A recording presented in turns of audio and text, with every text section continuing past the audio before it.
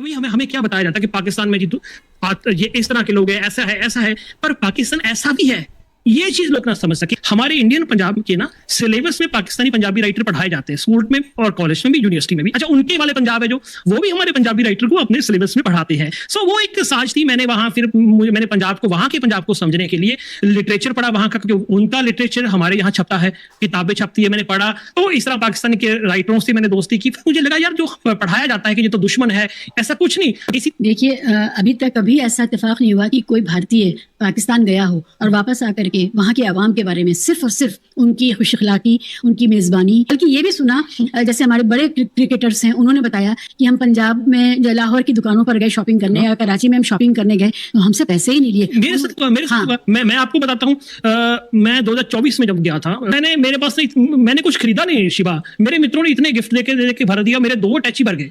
मुझे लगा कि अब एक बैग और लेना चाहिए मुझे। मैं बैग लेने के लिए जब पहुंचा तो उनको पता लगा कि ये इंडियन पंजाब से, वो इंडियन पंजाब को चरदा पंजाब कहते हैं और हम उनको लहंदा पंजाब कहते हैं। मतलब वो पश्चिम में है, हम पूरब में है, इसलिए लहंदा और चरदा, वेस्ट पंजाब, ईस्ट पंजाब। तो उनको बताया मेरे मित्र ने, अली उस्मान बाजवा जो कि कहानीकार है, कि ये साहब है, मुझे चरदे पंजाब को आए नहीं। तो उसने कहा सर मैंने बैग के पैसे नहीं लूंगा। 2300 का वो बैग था, उसने मुझे फ्री में दे दिया। यार जब कराची की बंदरगाह खुली है, कराची के उस रास्ते व्यापार हो रहा है, तो बागा के रास्ते क्यों नहीं हो रहा भैया? वो भी होना चाहिए। ये पंजाब में मांग रही है। दूसरा, ये पंजाब को यदि समझना है ना, जब पूरे मुल्क में फतूर होता है ना कि जी देशभक्ति चढ़ी होती है, मतलब ये आप सबक सिखा दो दुश्मन को, चुक दो फटे, तो पंजाब ही एक ऐसा स्टेट है जहां आवाज आती है कि यार लड़ाई नहीं हमें चाहिए। आप देखिए, ये नहीं कि पंजाब में कोई देशभक्ति में कमी है, फौज में पंजाबी जाते हैं, तिरंगे में लिपट के पंजाबी आते हैं, फिर भी पंजाबी कहता है कि नहीं हमें युद्ध नहीं चाहिए, क्योंकि जब युद्ध होगा तो नुकसान होगा, तो दोनों पंजाबों का होगा, पंजाबी चाहे उधर वाला हो चाहे इधर वाला। आप देखिए कि पंजाबी जब मिलते हैं रोते हैं आपस में, वो अपने गुनाहों का पश्चाताप करते हैं। यार 47 में पता नहीं क्या हो गया, हमने अपने धर्मों के मुकद्दस नारे लगा के, किसी ने अल्लाह अकबर कह के, किसी ने बोले सोनिहाल कह के, किसी ने जय श्री राम कह के अपनों को मारा। आपको अपना वाक्य भी बताऊंगा, जैसे मैं खुद बताऊं कि हमारे ना पंजाब नजदीक होने के कारण पीटीवी, जब मौसम खराब हो जाता है तो पीटीवी चल जाता था।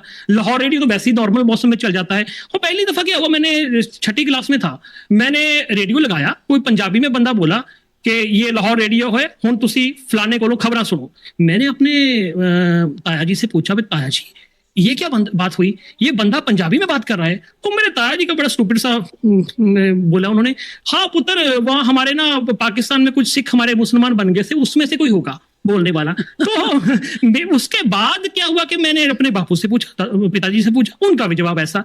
लेकिन मेरे फूफा जी जो कि पंजाबी के राइटर थे, उन्होंने समझाया कि यार ऐसा कुछ नहीं है, एक्चुअली पंजाबी का मतलब सिख नहीं होता। पंजाबी एक कौम होती है जिसमें हिंदू भी है, मुसलमान भी, सिख है। ये तुम्हारे वाला पंजाब वो छोटा है, वो वाला पंजाब बहुत बड़ा है। तो उसके बाद शिवा क्या हुआ, मुझे तो वो रेडियो लाहौर इतना अच्छा लगने लगा, मुझे उसके सारे प्रोग्राम याद होने लगे कि सुबह के जो 7:45 बजे नमाज होती है, 8:30 बजे वो पंजाबी तर्जमा करते हैं उसका, 8:45 बजे मुदस्सर शरीफ का प्रोग्राम रावी रंग होता है, 9:30 बजे उर्दू खबरें होती है, फिर बच्चों का होनहार प्रोग्राम 9:35 पे होता है, 10:30 बजे फिर खबरें होती है, फिर औरत खवातीन का प्रोग्राम होता है, तरिंजन होता है, रात के 8 बजे तक का अभी भी मुझे याद है। तो बाद में उसमें 1-2 वाकई हुआ, वहां के एक मुदस्सर शरीफ थे, मैं उनको चिट्ठियां लिखने लगा, फोन करने लगा, वो वहां के होस्ट थे। इसी तरह एक उर्दू में प्रोग्राम करती थी इमराना खान। इमराना खान की आवाज इतनी अच्छी थी, मैं वो छोटा था उस समय, 13-14 साल का हूँगा, तो आवाज मुझे बहुत खींचती थी। जब आवाज मुझे खींचती तो मैंने कोशिश की कि मैंने चिट्ठी लिखी गुरमुखी में, उन्होंने पढ़ दी, तो मुझे खुशी हुई कि मेरी चिट्ठी पहुंच गई, उन्होंने पढ़ दी। मैंने 2-3 बार फोन करने की कोशिश की, वो लाहौर में, उसमें बिल बहुत होता था, 1 मिनट का 22 रुपए। तो हुआ क्या कि एक दिन वो बंदा, हर कोई आगे जो फोन उठाता था वो कहता कि नहीं आपकी बात नहीं हो सकती, आपकी बात नहीं हो सकती। तो एक मैंने फिर किया। एक दिन वो बंदा ना बड़ा गुस्से में था, उसने कहा देखो अपना वक्त जाया मत करो, वो 50 साल की है। तो मेरा दिल बड़ा टूट गया। अच्छा, उसके बाद आप उनके इश्क में थे? हाँ, मैं इश्क में था, 14-15 साल के बच्चा इश्क में था। तो बाद में क्या हुआ, कई सालों बाद, पिछले साल जब मैं लाहौर गया वर्ल्ड पंजाबी कॉन्फ्रेंस पे, तो मेरी इंटरव्यू करने आए, मैंने कहा यार इमराना खान को बताओ कहाँ है। मैंने और भी अपने मित्रों से ढूंढा, वो पता नहीं चला। तो एक लड़की आई कि सर उन्होंने ना शायद काम छोड़ दिया 2010 में, मैं ना आपसे वादा करती हूँ कि उनको ढूंढ के आपको मैं नंबर भेज दूंगी। एक दिन हुआ क्या कि उसने फोन नंबर भेजा लिख के, तो मुझे लगा जैसे इमरान खान का क्यों नंबर भेज दिया इसने, बाद में मुझे यकीन नहीं आया। तो मैंने देखा अच्छा इमराना का नंबर है, तो मैं उन्हें उनसे बात की, मैं रोने लग गया। मैं कहा इमराना जी, मैं तो आपका इतना बड़ा भगत था, वो आपके किसी रेडियो वाले ने कह दिया वो तो 50 की है। वो बोली शिविंदर तुम्हारे साथ बहुत ज्यादती हुई है, 50 की तो मैं अब हुई हूँ। तो इस बार जब मैं फैस फेस्टिवल पे गया था तो मैं इमराना को मिल के आया हूँ। या मतलब ये एक वो चौथी पीढ़ी का बंदे की एक्साइटमेंट बता रहा हूँ। जब आपने एक सवाल से बात छेड़ी दी तो मैं बातें करने लग गया जी। आपका 40 साल पुराना एक तरफा इश्क आपको मुबारक हो। बहरहाल आपको वो हासिल हो गई है, आप उनसे बात कर सके। हाँ, मैं बात कर सका। अगर ये पॉडकास्ट कभी इमराना खान जी के पास तक पहुंच जाए तो मेरी गुजारिश रहेगी आप कमेंट में शिविंदर साहब के बारे में ज़रूर लिखिएगा, और ये भी इस बात का ख्याल रखिएगा कि देखिए वो आपको कितनी इज्जत से और कितनी मोहब्बत से याद कर रहे हैं इस प्रोग्राम में। क्या मैं कहूँ, ये कितना बड़ा मतलब ये चीजें हैं। मैं कहना इसलिए चाहता हूँ कि चौथी पीढ़ी में भी एक्साइटमेंट है। अच्छा, कितने गाने मुझे याद है, मैंने नूरजहां मेरी पसंदीदा है। कई बार तो मुझे नूरजहां लता जी से भी मुझे ऊपर लगती है कई मामलों में, हालांकि कलाकारों की इसे तुलना नहीं करनी चाहिए। और लता जी कहा तो नूरजहां में से मेरी उस्ताद है।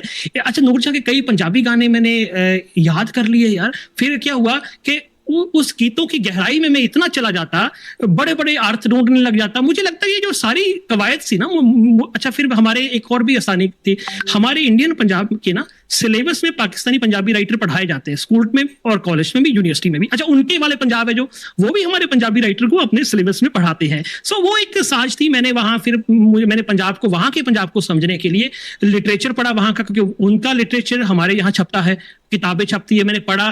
तो इस तरह पाकिस्तान के राइटरों से मैंने दोस्ती की। फिर मुझे लगा यार जो पढ़ाया जाता है कि ये तो दुश्मन है, ऐसा कुछ नहीं। लोगों में कोई दुश्मनी नहीं, हुकूमतों की दुश्मनी है, हुकूमतों की अपने मुफाद के लिए दुश्मनी होती है, पर लोगों का दिल धड़कता है, लोग नहीं चाहते। अब देखिए, अब ये पहलगाम का इंसिडेंट होके हटा यार, इसमें क्या किया हमने एक दूसरे को जो मिलने वाले ना, जैसे दोनों मुल्कों ने वीजे बंद कर दिए जी। अब यार आतंकवादी कोई वीजा लगा के तो नहीं आएगा, आपको भी पता है, मुझे भी पता है। अच्छा, फिर हमारे वालों ने क्या कर दिया कि उनके जी टिकटॉकर, उनके जी फिल्मों वाले बंद कर दिए, कई ऐसे यूट्यूब चैनल बंद कर दिए उन्होंने जिनसे पाकिस्तान की हुकूमत भी खफा है, हमारे वाले भी पता नहीं क्यों खफा है। वो मुझे तो डर था कि उन यूट्यूब, जैसे ब्लैक होल है, ब्लैक होल में बहुत अच्छी डिस्कशन होती है। मुझे तो था कि ब्लैक होल को परवेज हुड बॉय का है वो, मुझे था कोई इसको कहीं फौज ना बंद कर दे, और फौज ने, वहां वाली ने तो किया नहीं, हमारे वालों ने कर दिया। मुझे लगता है कि एक्चुअली हुकूमतें चाहती है कि कहीं ना कहीं लोग ना आपस में मिले, क्योंकि अभी हमें क्या बताया जाता है कि पाकिस्तान में ये इस तरह के लोग हैं, ऐसा है, पर पाकिस्तान ऐसा भी है, ये चीज लोग ना समझ सके। इसी तरह वो वाले, उनको समझाया जाता होगा कि आजकल हिंदुस्तान में ये चल रहा है, वो चल रहा है, पर हिंदुस्तान में शीबा और मेरे जैसे लोग हैं, वो भी ना वो समझ सके, है ना। सो ये चीजें हैं। मुझे लगता है कि जब तक आपको चाहिए कि यार आप किसी भी माहौल में हो, तनाव वाले माहौल में हो, कम से कम लोगों को मिलने का जो एक आसरा होता है ना, वो नहीं खत्म करना चाहिए। वो हमारा पंजाब भी यही चाहता है।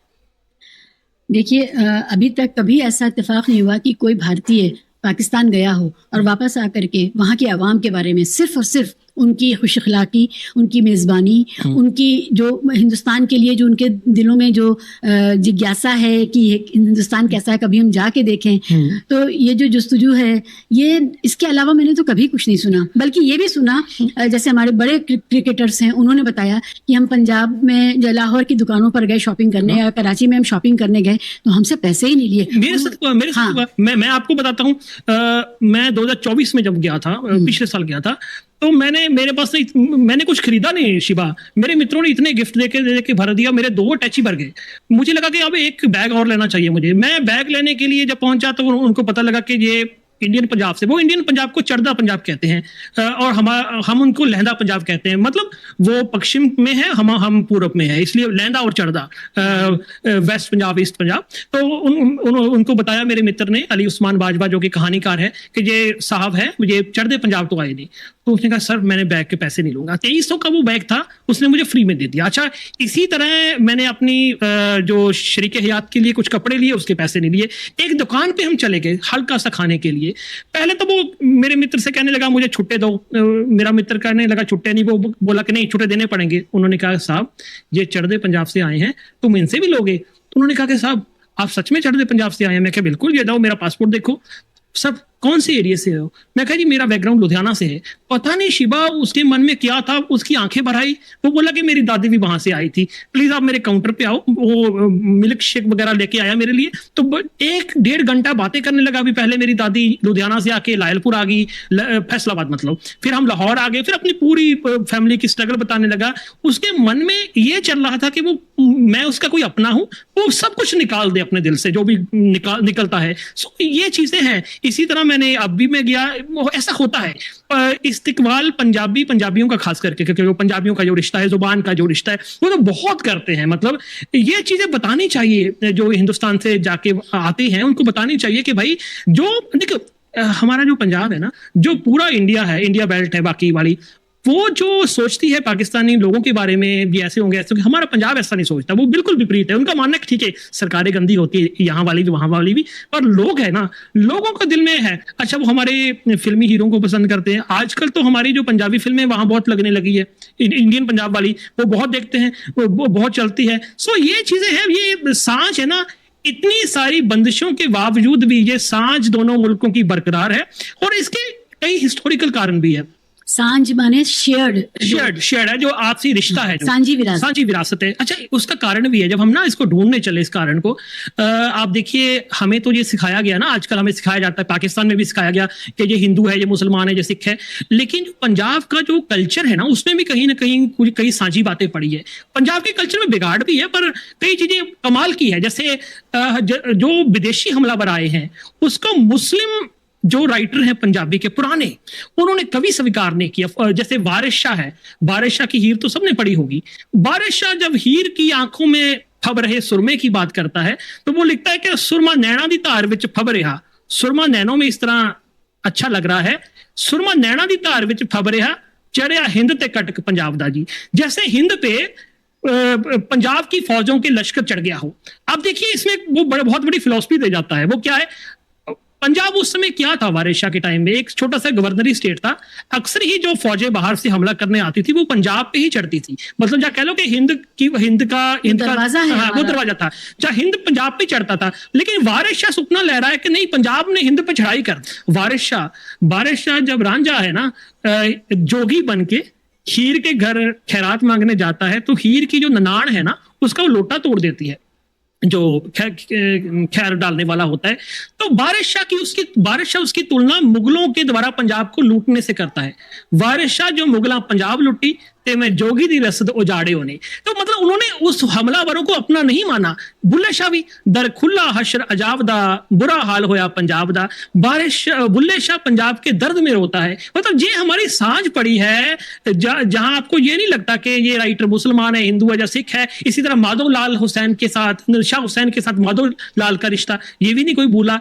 ये मुझे लगता है कि पंजाब की मिट्टी में है। पंजाब में जो बड़ी क्रांति है शिवा, एक तो सूफीज्म की और एक गुरबानी की, इन्होंने लोगों के साथ जोड़ा है। उसके बाद जब हम आजादी मूवमेंट में आते हैं तो गदर मूवमेंट होगी, और जो रशियन इनकलाब से प्रभावित होकर जो आई, उन्होंने भी लोगों के साथ जोड़ा है। ये पर पंजाब के वो कुछ तत्व हैं जो थोड़ा सा पंजाब को पंजाब बनाए रखने की कोशिश करते हैं। ये प्रभाव है। दोनों तरफ के पंजाब वालों अपने पंजाब को बनाए रखना बहुत ज़रूरी है। जब आप कह रहे थे कि जो बुल्ले शाह, वारिस शाह और गुरबानी हैं, मेरे जैसे इंसान के नज़र में तो ये सब सूफ़ी संत की जो बाणियाँ हैं ये एक ही जैसी हैं, और मैं फ़र्क नहीं कर पाती हूँ। जब मैं सुनती हूँ तो मुझे लगता है कि एक सेम ही इंसानियत का एक ट्रेडिशन है, इंसानियत को प्रमोट करने वाला और अपनी मिट्टी से उपजा हुआ एक ट्रेडिशन है। चाहे वो गुरबानी हो, चाहे वो वारिस शाह हो, चाहे बुल्ले शाह हो, चाहे और जो सूफ़ी कराम आए हैं, सूफिया कराम, वो मुझे वो बहुत एक लगता है। अगर इसमें फ़र्क है तो आप बेहतर जानते होंगे, मेरे लिए कोई फ़र्क नहीं है। क्योंकि जब हम स्वर्ण मंदिर जाते हैं हरमंदिर साहब, तो हमें वहाँ पर जो वहाँ वो चल रही है, जो लोग गा रहे होते हैं, क्या कहते हैं, कीर्तन गा रहे होते हैं, गुरबानी पाठ कर रहे होते हैं, पाठ हो रहा होता है, तो वो हमें जो सुकून देता है, वो बिल्कुल सूफिया कलाम का जो सुकून है वही वहाँ पर भी मिलता है। उसमें एक खासियत भी है ना, आप देखिए कि गुरबानी में शेख फरीद साहब की बानी भी शामिल है। जी बिल्कुल। कबीर साहब की बानी भी शामिल है। उसमें रविदास जी की बानी भी शामिल है। तो अच्छा, ये एक ना बहुत, ये आजकल तो हिंदू मुसलमान किया जा रहा है, इस सिखों का, यदि हम सिख धर्म की बात करें, क्योंकि आरएसएस बीजेपी भी कोशिश करे कि सिख तो हिंदुओं का, हिंदू तो सिखों का ही, या सिख हिंदुओं का ही हिस्सा है, देखो जी गुरुओं पे मुसलमानों ने जुल्म किया, ऐसी ऐसी बकवास की जा रही है। ये सत्य नहीं है। देखिए, जो सिख धर्म है, सिख धर्म जो पैदा भी हुआ है ना, वो मुस्लिम फिरका परस्ती और हिंदू फिरका परस्ती दोनों के विरोध में पैदा हुआ है। तो दोस्तों, ये थी आज की वीडियो। अगर इस किस्म की मज़ीद वीडियो आप देखना चाहते हैं तो हमारी वीडियो को लाइक कीजिएगा, चैनल को सब्सक्राइब कीजिएगा और ज़्यादा से ज़्यादा शेयर कीजिएगा ताकि हमारी आने वाली वीडियो आपको बर वक्त मिल सके।